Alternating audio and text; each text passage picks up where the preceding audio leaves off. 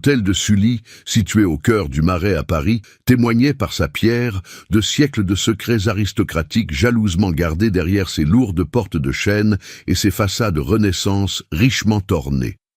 Pour Étienne Vance, restaurateur de documents rares, méticuleux et solitaire, l'édifice n'était pas seulement un monument historique, mais le théâtre de son plus grand défi, tant professionnel que personnel. Engagée par l'opulente et énigmatique comtesse Béatrice de Montalembert pour cataloguer la bibliothèque privée familiale avant que la propriété ne soit léguée à l'État, Étienne perçut dès les premiers jours une hostilité sourde régnait dans les lieux. Béatrice, femme à l'allure aristocratique irréprochable, au regard glacial et aux gestes calculés, contrôlait chacun des pas du restaurateur avec une vigilance frôlant la paranoïa. Tandis qu'Étienne incarnait la quête obstinée de la vérité historique contenue dans les pages jaunies, la comtesse personnifiait l'effort désespéré d'une lignée décadente pour dissimuler ses secrets les plus inavouables dans des vitrines en chêne sculptées. Le conflit latent entre les deux se manifestait par son insistance à interdire l'accès à certaines parties de la propriété et par sa détermination silencieuse à ne laisser aucune lacune dans son inventaire. La tension entre préservation et dissimulation atteignit un point critique lorsqu'Étienne, examinant la structure d'un bureau du XVIIe siècle ayant appartenu à un conseiller d'Henri IV, découvrit un double fond dans le panneau arrière.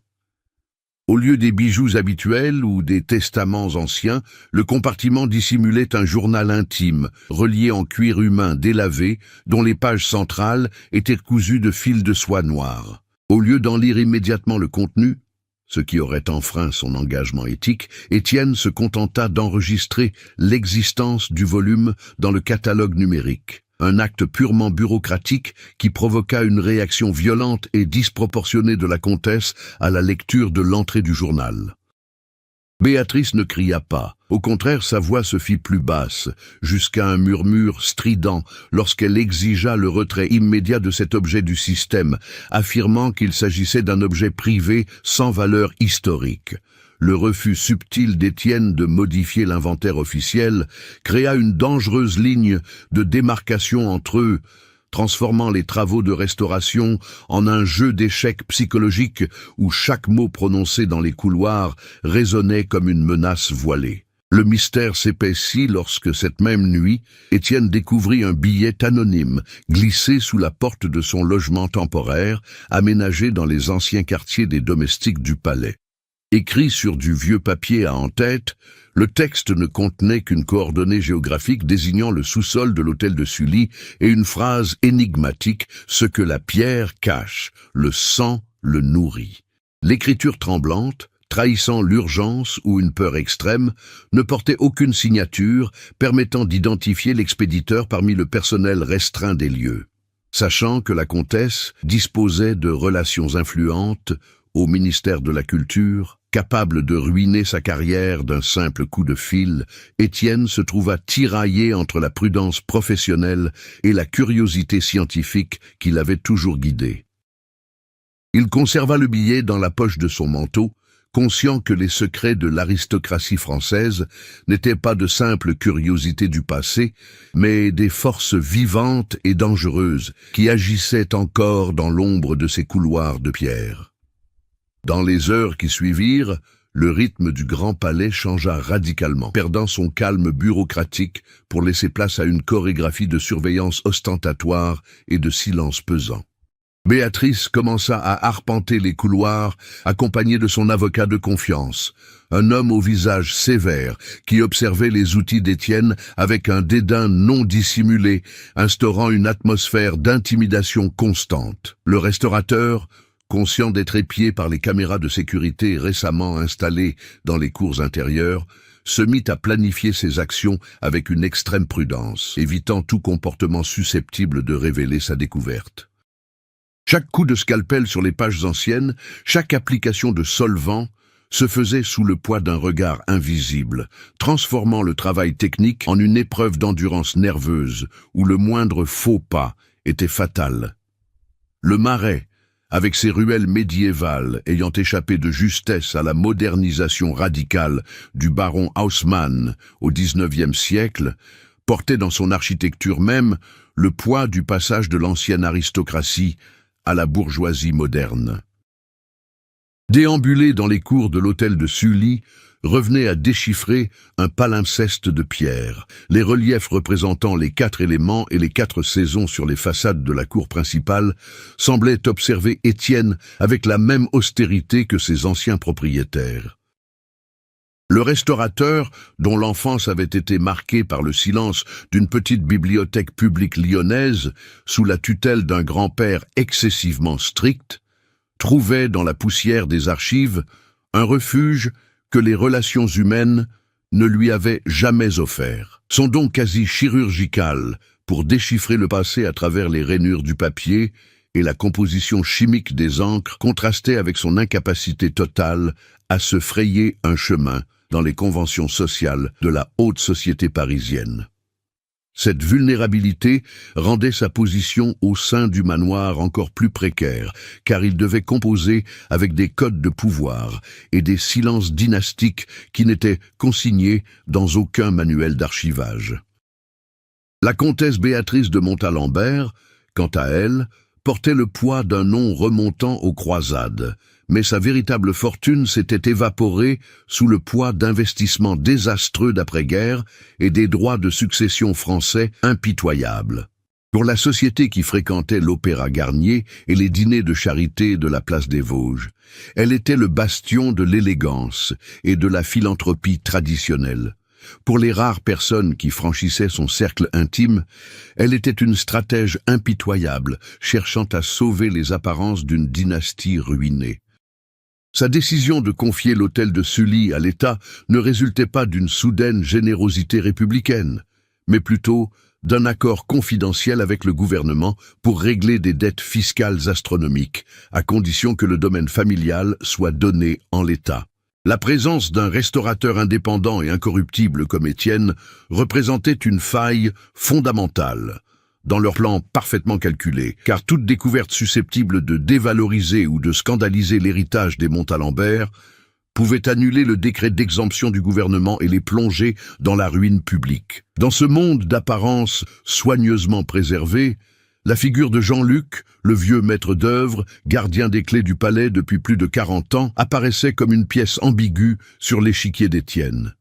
Jean-Luc était un homme façonné par le dialecte et les coutumes de la Bretagne profonde, dont les mains calleuses contrastaient avec la délicatesse des fresques qu'il nettoyait quotidiennement, avec une vénération quasi religieuse.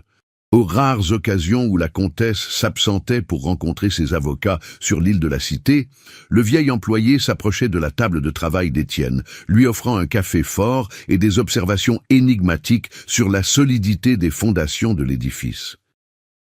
C'est Jean-Luc qui mentionna au détour d'une phrase, et avec une innocence feinte, que les caves de l'hôtel de Sully avaient servi de refuge, non seulement pendant les bombardements de la Seconde Guerre mondiale, mais aussi de tribunal clandestin pour des procès sommaires durant les sombres années de la terreur jacobine, alors même que la guillotine opérait à quelques mètres de là, place de la Bastille. Ces révélations historiques prirent une dimension pratique lorsqu'Étienne commença à remarquer des incohérences systématiques entre les plans officiels du palais, conservés par le Centre des Monuments Nationaux, et la disposition réelle des murs porteurs de l'aile Est. En cartographiant le flux de ventilation provenant des galeries inférieures, il s'aperçut que l'une des grandes salles baroques, célèbre pour ses tapisseries des Gobelins représentant des scènes mythologiques, possédait un double mur dont l'épaisseur n'était pas justifiée par les principes d'ingénierie du XVIIe siècle. L'intégration subtile de ces détails architecturaux dans le travail quotidien d'Étienne lui rappela que l'hôtel de Sully fonctionnait selon 2 dimensions distinctes, la surface touristique et académique, célébrée dans les guides de voyage, et la topographie cachée de ses fondations, où l'histoire de France et les secrets de la famille Montalembert convergeaient dans une symbiose obscure et dangereuse de pierre et de silence. L'équilibre précaire de l'hôtel de Sully fut définitivement rompu lorsque l'avocat de la famille, maître Dupont, s'installa définitivement dans une des pièces attenantes à la bibliothèque, instaurant un climat de surveillance juridique qui étouffait le travail d'Étienne. Chaque document que le restaurateur sélectionnait pour analyse était préalablement examiné par l'avocat, qui confisquait, sous de faux prétextes, tout manuscrit contenant de la correspondance financière ou des actes de propriété datant de la fin du XIXe siècle. Loin de se soumettre passivement à la censure, Étienne adopta une stratégie de résistance silencieuse. Il commença à mémoriser les filigranes et les codes de catalogue des documents conservés, identifiant un schéma qui pointait directement vers des transactions effectuées pendant l'occupation de Paris durant la Seconde Guerre mondiale. L'insistance de Dupont a accéléré l'inventaire, réduisant le temps d'analyse technique de plusieurs semaines à quelques jours, transforma la bibliothèque, jadis paisible, en un champ de bataille bureaucratique sous haute pression. La situation s'aggrava lorsqu'Étienne découvrit que son ordinateur professionnel et ses notes personnelles avaient été pillés pendant sa pause déjeuner, des fichiers numériques corrompus et des photographies haute résolution de certains parchemins ayant été supprimés du serveur local. Au lieu de confronter la comtesse ou l'avocat, ce qui aurait entraîné son renvoi immédiat et la perte d'accès aux documents, le restaurateur décida d'agir discrètement, tirant parti des informations sur les failles du système de sécurité que Jean-Luc lui avait divulguées par inadvertance. Dans la nuit, alors que le Marais s'assombrissait sous un brouillard froid venant de la Seine, Étienne se glissa dans l'aile est, muni seulement d'une lampe torche à ultraviolet et de ses instruments de mesure.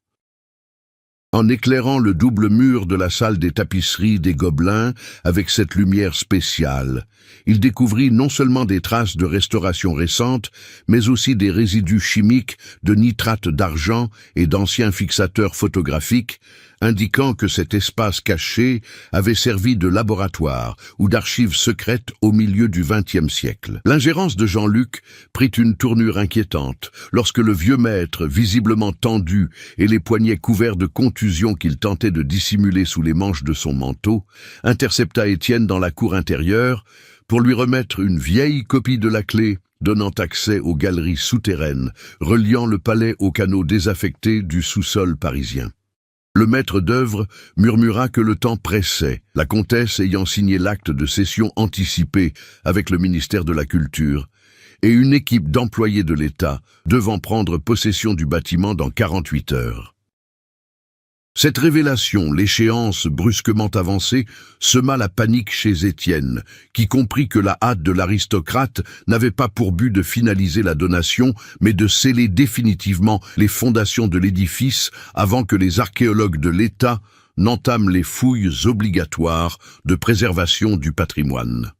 Pris au piège entre la fin imminente de son contrat et la certitude d'être sur le point de mettre au jour une fraude historique d'une ampleur colossale impliquant la lignée des Montalembert, Étienne prit une décision irrévocable qui le fit passer du statut d'observateur neutre à celui d'acteur de l'affaire. Ignorant les ordres formels de maître Dupont de remballer son matériel, il se mit à travailler sans relâche, utilisant chaque minute restante pour déchiffrer les dernières pages du journal brodé de soie noire qu'il avait temporairement dissimulé dans une boîte à pH neutre destinée aux documents sensibles. Chaque ligne traduite d'un français archaïque révélait une chronique de trahison qui appartenait non seulement au passé colonial ou révolutionnaire de la France, mais aussi à un obscur pacte financier dont les dividendes assuraient encore le prestige politique et l'impunité dont jouissait la comtesse Béatrice dans les salons de la haute société parisienne. L'arrivée imminente des fonctionnaires du ministère de la Culture transforma l'hôtel de Sully en une véritable cocotte-minute, où chaque carillon de l'horloge baroque du hall principal résonnait comme un compte à rebours avant que la vérité ne soit définitivement étouffée. Pour compliquer encore la situation, une affaire financière éclata au grand jour lorsqu'Étienne reçut la visite inattendue de Chloé. jeune experte en art et commissaire aux comptes indépendante, engagée par la compagnie d'assurance internationale qui garantissait les œuvres de la famille Montalembert. Chloé soupçonnait que plusieurs tableaux attribués aux maîtres du classicisme français, exposés dans les galeries supérieures, étaient en réalité des faux de grande qualité, réalisés au milieu du XXe siècle pour dissimuler la vente clandestine des originaux sur le marché noir de l'après-guerre. Loin d'être une distraction, l'enquête de Chloé s'imbriqua parfaitement avec les découvertes d'Étienne. Les certificats d'authenticité de ces œuvres frauduleuses étaient directement liés aux documents censurés par Maître Dupont. L'alliance informelle entre le restaurateur et l'expert ajouta une nouvelle dimension d'urgence et de risque aux dynamiques au sein du palais. Tous deux devaient recouper leurs données sans attirer l'attention de la comtesse, dont la vigilance était devenue presque étouffante. Béatrice exigeait des rapports toutes les 3 heures, obligeant Étienne à faire comme si de rien n'était dans son travail de catalogage, tout en profitant de ces intervalles pour fournir à Chloé les codes chimiques des peintures et des papiers qu'il trouvait dans les archives cachées. Cette collaboration leur permit de découvrir que le laboratoire secret aménagé dans la double paroi de la salle des tapisseries n'avait pas seulement servi à entreposer des documents, mais aussi d'atelier de faux où la famille Montalembert elle-même remplaçait son patrimoine historique par des répliques parfaites, trompant l'État français pendant des décennies pour maintenir une vie aristocratique fictive. La pression du temps devint palpable lorsque Maître Dupont informa Étienne que son accès aux archives lui serait retiré à 6 heures le lendemain, sous prétexte que la sécurité nationale exigeait l'isolement du bâtiment pour le transfert d'actifs. Sachant que c'était leur dernière chance de percer le mystère avant que les secrets ne soient scellés par le béton de la réforme d'État, Étienne et Chloé conçurent un plan pour accéder à la cave dès cette nuit-là, grâce à la clé fournie par Jean-Luc, souffrant. La tension monta d'un cran, tandis que la nuit tombait sur le marais sous une pluie fine et persistante. Les ombres projetées par les vieux lampadaires dans les cours semblaient s'animer, et l'écho de pas inconnus dans les couloirs supérieurs indiquait que la comtesse avait engagé des gardes privés pour s'assurer que personne n'interfère avec la fermeture du palais. La résolution de ces complexités convergea au moment où Chloé parvint à remonter la piste du compte bancaire international, vers lequel avaient été détournés les fonds provenant des ventes des œuvres originales. Une fondation fantôme basée dans un paradis fiscal dont l'unique bénéficiaire était une société directement contrôlée par Béatrice et son avocat. Le puzzle de la fraude financière et artistique étant presque complet, seule la preuve documentaire définitive manquait qu'Étienne savait dissimuler dans les profondeurs de l'hôtel de Sully, derrière les doubles murs et sous les salons aristocratiques. Le compte à rebours obligea les 2 enquêteurs à abandonner la sécurité de leurs méthodes académiques et à se lancer dans une incursion clandestine dans les sous-sols de l'établissement, conscients que la moindre erreur signifierait non seulement la fin de leur carrière, mais aussi l'enfouissement définitif d'une vérité que l'aristocratie française s'efforçait d'effacer à tout prix. Le silence de minuit à l'hôtel de Sully ne fut rompu que par le clic métallique de la lourde serrure lorsqu'Étienne tourna la clé de Jean-Luc dans la serrure de la porte de fer qui séparait les escaliers du sous-sol. Accompagné de Chloé, il descendit les marches de calcaire, usé par des siècles de pas oubliés, sentant l'humidité de la Seine imprégner l'air tandis qu'il pénétrait dans les galeries inférieures. Lorsque des lampes torches illuminaient le centre de la première grande salle souterraine, les faisceaux lumineux révélèrent une scène qui changea radicalement la nature de l'enquête. Il ne s'agissait pas d'un dépôt de documents ou d'œuvres d'art contrefaites, mais d'une supercherie historique bien plus sombre et active.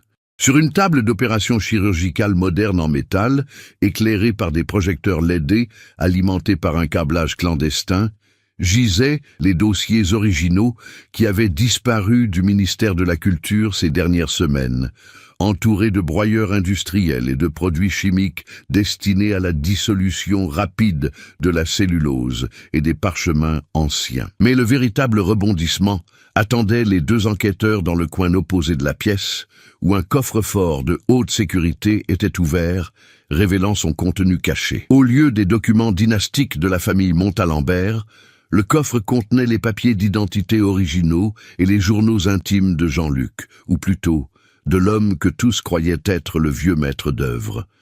En ouvrant l'un des dossiers médicaux français datant des années 1980, Chloé étouffa un cri en découvrant une photographie du jeune Jean-Luc à côté de documents officiels prouvant que le véritable maître d'œuvre était mort 40 ans plus tôt, dans un accident de voiture, aux circonstances obscures. L'homme qui opérait dans les couloirs du palais, qui avait remis les clés à Étienne et qui s'était fait passer pour un humble domestique breton, était en réalité le propre frère cadet de la comtesse Béatrice, que la famille avait cru mort pour lui échapper d'une exécution pour haute trahison et collaboration criminelle lors des crises politiques du siècle dernier. La révélation que le domestique était en réalité un membre de la lignée aristocratique, vivant sous une fausse identité pour protéger le patrimoine et les secrets de famille, bouleversa instantanément la perception qu'avait Étienne de l'identité de la victime et de l'agresseur dans ce jeu des apparences. Le choc émotionnel se mua en panique lorsque le bruit de pas assurés et l'écho d'une canne à pommeau d'ivoire frappant le sol de pierre annoncèrent qu'il n'était pas seul dans ces catacombes. Béatrice de Montalembert émergea de l'ombre de la galerie ouest, flanquée de maître Dupont et de deux hommes corpulents dont la posture ne laissait aucun doute sur leur rôle de garde du corps. La comtesse n'affichait pas la surprise de quelqu'un pris en flagrant délit, mais plutôt le triomphe froid de celle qui avait tendu un piège parfait, utilisant son propre faux frère comme appât pour attirer le restaurateur et l'expert au sous-sol, hors de portée des caméras et des témoins extérieurs. La confrontation verbale qui s'ensuivit fut dénuée de toute courtoisie aristocratique. La voix de Béatrice résonna sous les voûtes avec une autorité impitoyable, tandis qu'elle expliquait, par des ordres directs donnés à Dupont, que le sort d'Étienne et de Chloé était déjà scellé, tout comme la fermeture définitive du palais. L'avocate brandit une pile de papiers portant la signature falsifiée d'Étienne, un document l'incriminant pour le vol et la destruction des archives historiques françaises qui allaient être dissoutes dans les cuves d'acide au fond de la salle. Le piège, légal et physique, était tendu, transformant ce moment crucial en une lutte pour la survie, où chaque seconde comptait, et où l'érudition d'Étienne se révéla impuissante face à la violence froide et calculée d'une élite prête à tout pour préserver son impunité historique. L'ultimatum de la comtesse transforma le sous-sol de l'hôtel de Sully en un lieu de désespoir silencieux, où les murs de calcaire semblaient se refermer sur Étienne et Chloé. Face à la menace bien réelle des cuves d'acide et des documents compromettants falsifiés par maître Dupont, la réaction de Chloé fut instinctive.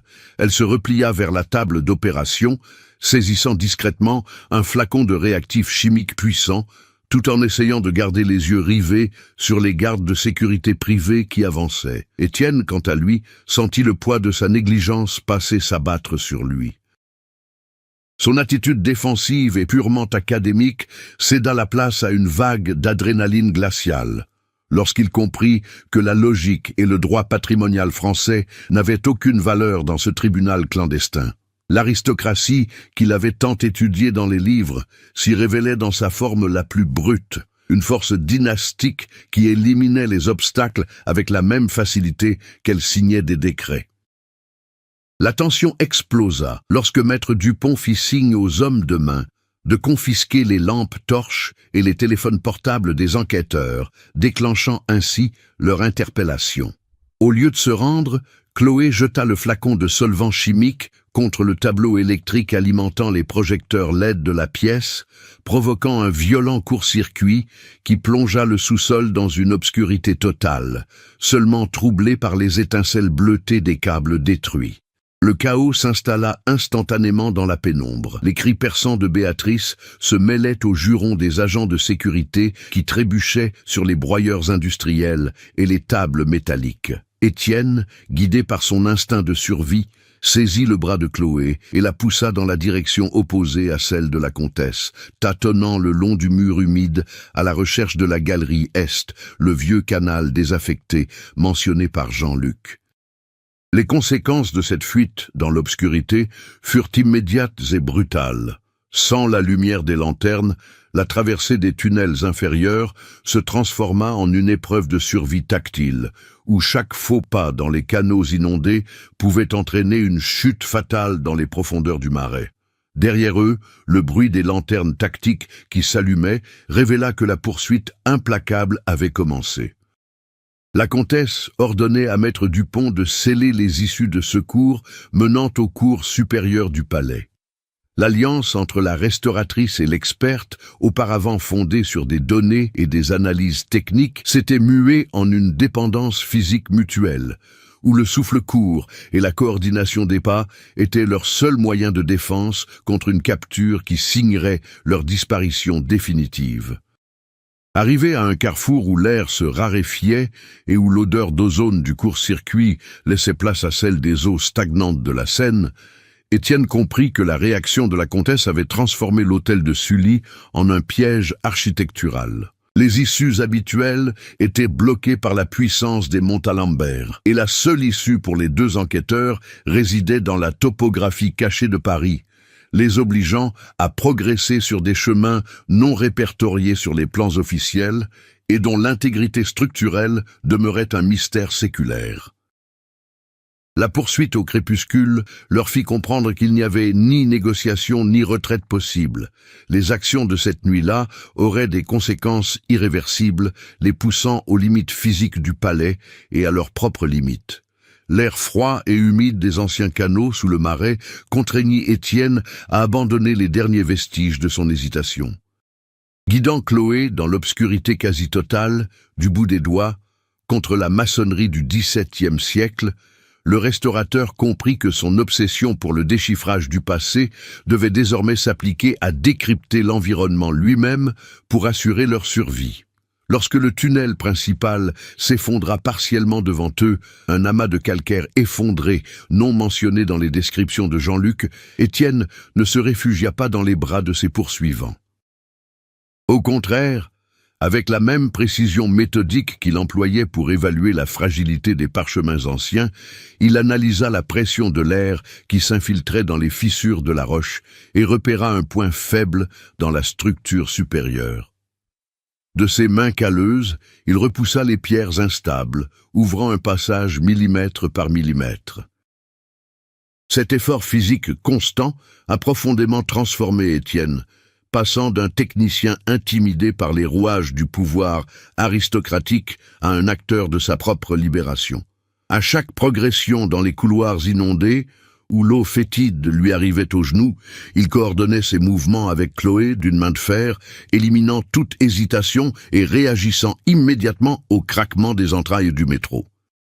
Lorsque les faisceaux des lampes tactiques des gardes de la comtesse ont de nouveau illuminé les galeries derrière eux, Étienne n'a pas paniqué. Il a utilisé sa connaissance de l'acoustique des voûtes baroques pour créer de faux échos de pas dans une galerie secondaire, jetant des morceaux de fer dans les conduits de ventilation afin de détourner l'attention de ses poursuivants et gagner de précieuses minutes. Le franchissement des obstacles souterrains mit également à l'épreuve leur résilience psychologique lorsque le tunnel les ramena à un puits de service vertical qui montait directement jusqu'à l'aile est du palais, à quelques mètres seulement de la salle des tapisseries des Gobelins. Gravir les marches de fer rouillées, fixées au mur humide, sous le risque imminent d'effondrement de la structure, sous le double poids, exigeait d'Étienne une maîtrise absolue des tremblements qui menaçaient de paralyser ses mains.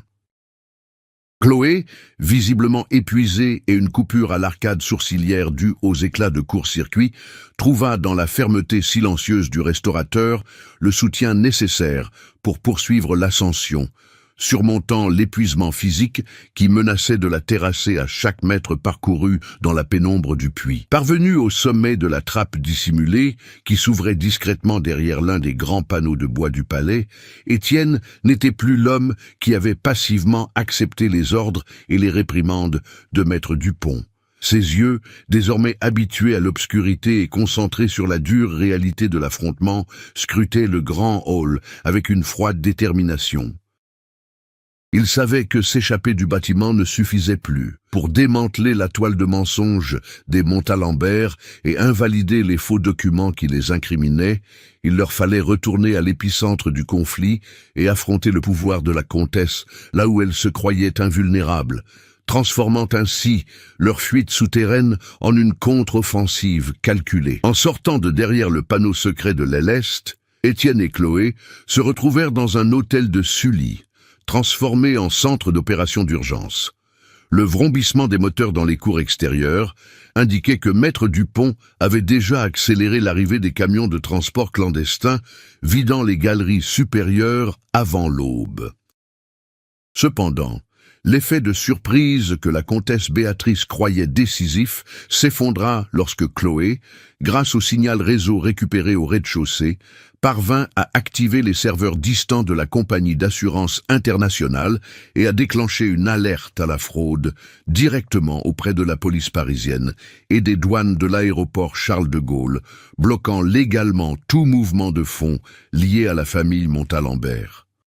Cette action résolut l'affaire de contrefaçon, isolant financièrement la comtesse et transformant les camions qui attendaient à l'extérieur en pièges bureaucratiques pour les aristocrates eux-mêmes. Les issues financières étant bloquées, la tension se concentrait entièrement dans l'espace physique de la bibliothèque principale où maître Dupont tentait désespérément de détruire les dernières preuves matérielles. Étienne, avec une agilité qui surprit Chloé, traversa les couloirs de service pour intercepter l'avocat avant que les journaux intimes reliés de soie noire ne soient brûlés dans la grande cheminée du hall principal.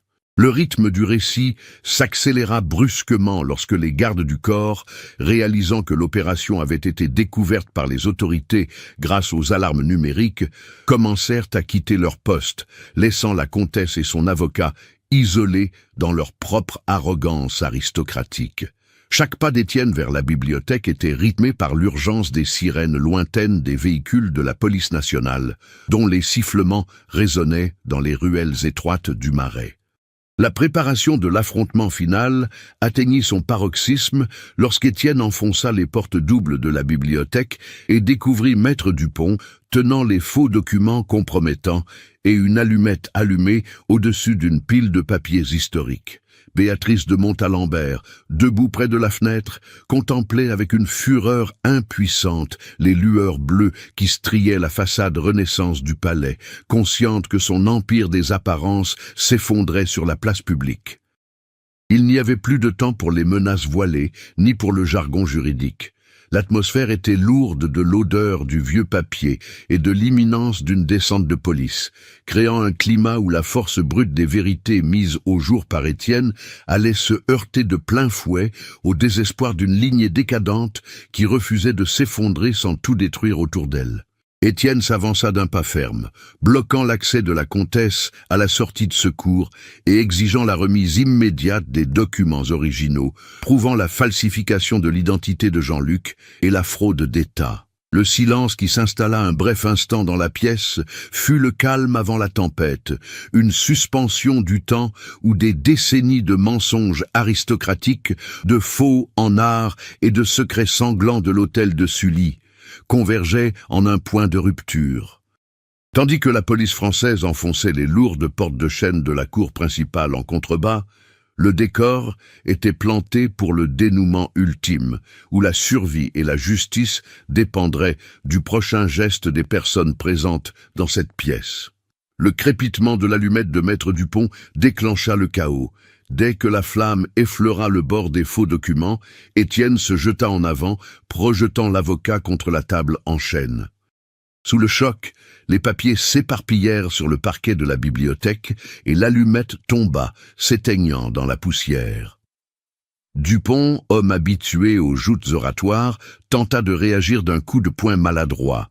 Mais Étienne, forgé par la brutalité de son évasion de la clandestinité, esquiva avec agilité et plaqua les bras de l'avocat contre le bois, préservant ainsi l'intégrité des journaux originaux sous la table. Au même moment, Béatrice de Montalembert, dépouillée de toute élégance aristocratique, se précipita vers la cheminée, le journal cousu de soie noire à la main, déterminée à brûler la preuve irréfutable de la fausse identité de son frère. C'est dans ce moment de désespoir que le véritable retournement de situation se révéla, surgissant non pas de l'extérieur, mais des entrailles même de l'hôtel de Sully. La silhouette de Jean-Luc, le faux maître d'œuvre et le frère caché de la comtesse, apparut par la porte de service de la bibliothèque. Il n'affichait plus la posture voûtée, ni la soumission feinte d'un domestique. Il tenait entre ses mains un enregistreur numérique relié au système audio central du palais. Avant que Béatrice n'ait pu jeter le livre au feu, les haut-parleurs de la bibliothèque diffusèrent la voix de la comtesse, enregistrée secrètement quelques minutes plus tôt par Jean-Luc au sous-sol, détaillant froidement le plan visant à dissoudre les archives d'État à l'acide et à éliminer Étienne et Chloé. L'ancien allié de Béatrice l'avait trahi, préférant sauver sa propre peau lorsqu'il comprit que le siège, mené par la compagnie d'assurance internationale et la police française, était irréversible. Le choc de la trahison de son propre frère paralysa la comtesse à quelques centimètres des flammes. Étienne profita de la distraction pour lui arracher le journal des mains d'un geste ferme et précis, sauvant ainsi le document historique. La métamorphose du restaurateur fut complète en cet instant. L'homme qui jadis craignait le pouvoir de la noblesse regardait désormais Béatrice droit dans les yeux, détenant les archives avec l'autorité de celui qui avait percé le plus grand secret de cette dynastie. Béatrice recula, tremblante, tandis que l'écho de sa propre voix accablante continuait de résonner à travers les murs baroques du palais, réduisant à néant toute possibilité de défense légale que maître Dupont aurait pu formuler. Le point culminant de la scène fut atteint lorsque les portes doubles de la bibliothèque furent finalement enfoncées par les agents de la brigade de recherche et d'intervention de la police parisienne. Chloé entra juste derrière eux, désignant la table où étaient empilés les documents originaux, les preuves de la falsification des œuvres d'art et le journal intime en peau humaine. Face aux armes pointées et à la preuve irréfutable de l'enregistrement audio, les gardes restants se rendirent sans tirer un seul coup de feu. Béatrice et Dupont furent menottés sur place, sous les fresques de la Renaissance qui, pendant des siècles, avaient protégé leurs ancêtres, tandis qu'Étienne, épuisé, restait au centre de la pièce, s'accrochant à la vérité historique que l'aristocratie française avait tenté d'effacer à tout prix. Les semaines qui suivirent le scandale de l'hôtel de Sully bouleversèrent durablement le paysage culturel et juridique parisien. L'arrestation de Béatrice de Montalembert et de maître Dupont fit la une des grands quotidiens français, tels que Le Monde, révélant au grand jour l'immense réseau de corruption, de contrefaçon d'œuvres d'art et de fraude dynastique qui dissimulait les apparences de cette lignée aristocratique. La confiscation des biens de la famille, ordonnée par la justice, permit de retrouver les œuvres d'art originales restantes, identifiées grâce à l'inventaire minutieux de Chloé dans des collections privées suisses et de les restituer au domaine public. L'hôtel de Sully, désormais libéré de l'emprise opaque de ses anciens propriétaires, passa entièrement sous la tutelle de l'État français, devenant un lieu de mémoire dédié à la préservation du patrimoine historique et à la transparence culturelle et attirant des chercheurs du monde entier.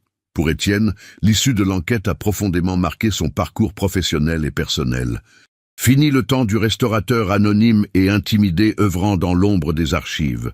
Son courageux travail de sauvegarde des documents royaux lui a valu le poste de directeur honoraire de la conservation du nouveau complexe des archives du Marais. Le journal relié de soie noire et les manuscrits des sous-sols, entièrement restaurés par ses soins, sont désormais exposés sous haute sécurité dans la salle même où ils ont failli être détruits. Le prix à payer pour avoir affronté de front les secrets les plus sombres de la noblesse fut la perte définitive de son ancienne innocence académique, remplacée par une réputation inébranlable d'intégrité et de rigueur scientifique qui a transformé sa carrière dans le milieu culturel européen. Jean-Luc, le frère caché dont le témoignage et les enregistrements clandestins furent essentiels au démantèlement du plan de Béatrice, bénéficia d'une immunité partielle du parquet en échange de sa pleine coopération dans la recherche des fraudes financières familiales. Il fut transféré dans une propriété d'État isolée en Normandie, vivant sous surveillance discrète, mais enfin libéré du fardeau de maintenir une fausse identité qui l'avait emprisonné pendant 40 ans dans les caves du palais. Chloé, quant à elle, fut promue responsable des enquêtes sur les fraudes artistiques au sein de la compagnie d'assurance internationale, consolidant ainsi une collaboration professionnelle durable avec Étienne, fondée sur la confiance et le respect mutuel acquis durant ces heures de désespoir et de survie sous terre à Paris. Les conséquences à long terme des actes d'Étienne se sont fait sentir bien au-delà des frontières du Marais, servant d'avertissement clair aux autres familles de la vieille élite européenne. Le prestige et les noms séculaires ne suffisaient plus à dissimuler les crimes contre le patrimoine historique. La vérité, une fois libérée des pierres et du silence de l'hôtel de Sully, a redessiné les liens entre le passé et le présent de la France, prouvant que l'histoire d'une nation appartient à son peuple, et non aux caprices occultes de ceux qui se croient au-dessus des lois. Des mois plus tard, les lumières de l'hôtel de Sully s'allumèrent enfin pour le public, mais Étienne préférait flâner lorsque les galeries étaient déjà vides. Un après-midi froid d'automne, alors qu'il organisait la nouvelle section de manuscrits retrouvés, il reçut une enveloppe non adressée, postée d'un petit village de Bretagne. À l'intérieur, point de lettres. Seulement une vieille pièce d'argent de l'époque révolutionnaire et un morceau de parchemin vierge qui, exposé à la lumière ultraviolette de sa table de travail, révéla une dernière phrase gravée à l'encre invisible de la famille: « Certaines pierres ne cessent jamais de saigner ». Étienne rangea l'objet dans son tiroir, contempla les murs séculaires qui l'entouraient et comprit que même si cette histoire était terminée, Paris recèlerait toujours des secrets que même le temps ne saurait effacer complètement. Les mystères enfouis sous les pierres de l'hôtel de Sully sont enfin révélés, mais les grandes histoires continuent de vivre à travers ceux qui les partagent. Jusqu'où seriez-vous prêt à aller pour exhumer une vérité enfouie par le temps? Si vous avez suivi la transformation d'Étienne, le courage de Chloé et la chute de la famille Montalembert dans ce labyrinthe d'apparence et de trahison, ne gardez pas ce secret pour vous. Partagez vos impressions dans les commentaires, discutez des rebondissements de cette intrigue réaliste avec vos amis et faites passer le mot.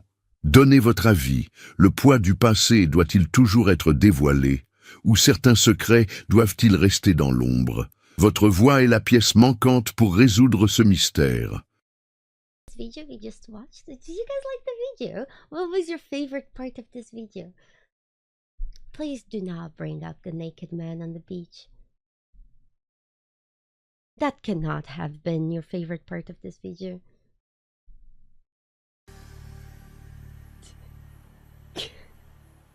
Oh, the group stream. Okay.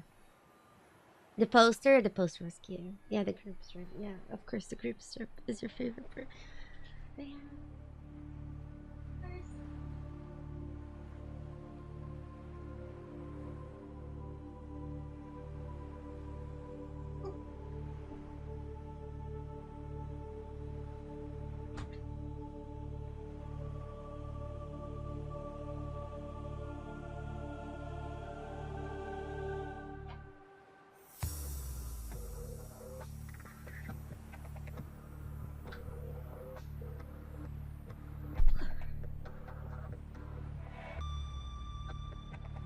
Dryer without clothes, excuse me?